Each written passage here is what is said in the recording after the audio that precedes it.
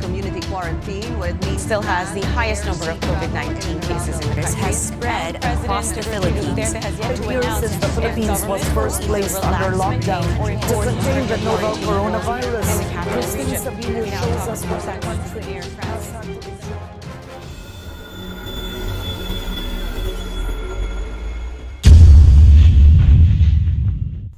The strike of COVID-19 has not just affected people's health and livelihood, but as well as the economy and its money supply.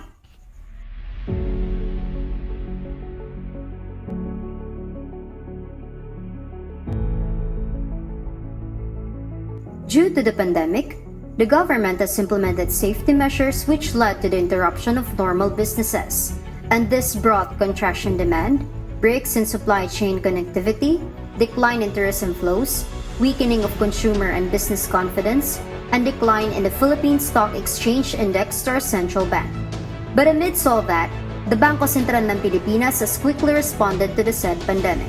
They reduced their policy rate in 2020 by 2%, reduced the reserve requirement ratio by 2%, and even provided bridge financing to the national government.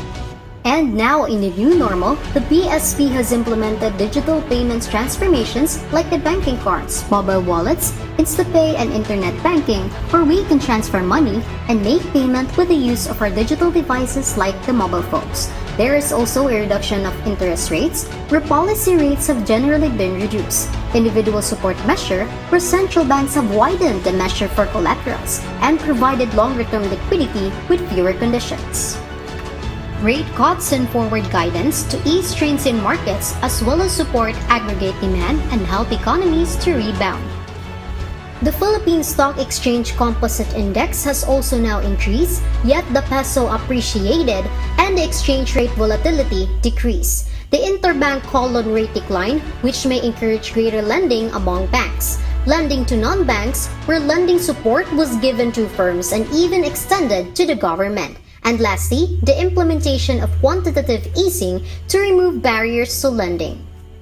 And based on the Bangko Sentral ng Pilipinas forecast that they will project inflation to hit 4.4% this year, 2021, and 3.3% next year, 2022.